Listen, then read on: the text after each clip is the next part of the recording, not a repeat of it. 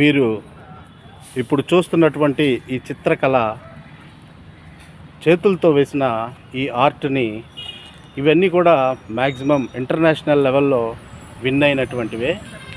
చూడండి, ఒక ఆర్టిస్ట్ తన చేత్తో మలచిన ఒక చిత్రాన్ని ఎంత అద్భుతంగా చిత్రీకరించారనే విషయాలని మనం గమనించవచ్చు. ఈ ఎక్కడో ఫొటోస్ కాదు, ఎక్కడో మనము ఫ్లెక్సీ ఫొటోస్ కాదు, కేవలం చేత్తో వేసిన బొమ్మలే ఇవన్నీ. ఒక కళాకారుడు తన ఊహల్లో నుంచి తెచ్చిన ఆ చిత్రాలని ఇలా కుంచెతో మలచి చాలా అద్భుతంగా చిత్రీకరించారు. ఇక్కడ మనకు ఒక వ్యక్తి ఉన్నాడు, బాలుగారు ఈ చిత్రాలను వేశారు. కృష్ణ బాలు ఇద్దరు, బాజీ గారు సారీ అండి, వేశారు ఈ చిత్రాలని. అలాగే ఈ చిత్రాలని, మీ పేరండి? రాంబాబు గారు వేసిన చిత్రాలు ఇవన్నీ మ్యాక్సిమం ఇంటర్నేషనల్ లెవెల్లో విన్ అయిన ఈ చిత్రాలు ఇవి. మరి ఇక్కడ ఒక కళాకారుడు ఉన్నారు, రాజు గారు, వారు వేసిన చిత్రాలు ఇవి మీరు చూడగలరు. ఇది కేవలం చేత్తో వేసిన చిత్రాలు మాత్రమే, ఊహా చిత్రాలు. ఇంత అద్భుతమైన కళని వారి చేతుల్లోకి తెచ్చుకొని ఇవి జస్టిస్ గారని ఒక అద్భుతమైన కళాకారుడు, వారు వేసిన ఈ చిత్రాలకి ఇంటర్నేషనల్ అవార్డ్స్ వచ్చాయి. ఈ బొమ్మను మీరు చూసినట్టయితే ఏముందిలే అనుకోవచ్చు, కానీ కుంచెతో ఇలా వేయడం అన్నది అది అసాధ్యం, సామాన్య మానవులకే అసాధ్యమైనటువంటివి అన్నీ.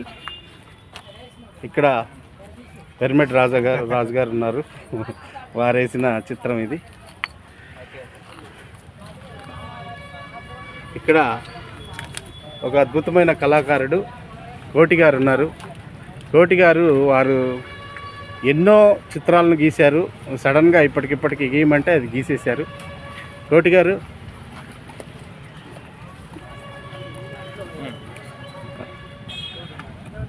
అలాగే ఇక్కడ కనిపిస్తున్న చిత్రాలు మనకి వెంకట్ గారు వేసినవి ఉన్నాయి. వారు పక్కకి వెళ్ళారు. ఇప్పుడు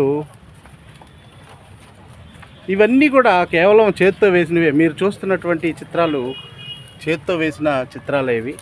ఇక్కడ మీకు కనిపిస్తున్నటువంటి వ్యక్తి కాసిం గారు తన స్వహస్తాలతో వేసిన చిత్రాలు ఇవి.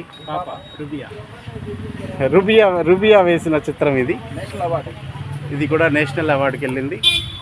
ఇక్కడ కనిపిస్తున్న ఈ చిత్రాలు మీరు చూస్తే వీటిని కేవలం ఫోటో అనుకునేస్తారు, అంతే, ఫోటో అనుకుంటారు.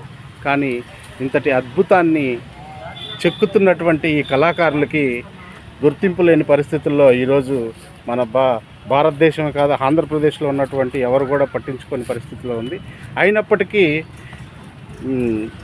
మేము దేనికి తగ్గము అని ఆర్టిస్టులు వారి కుంచుతోనే ప్రజలకు సమాధానం ఇస్తున్నారు.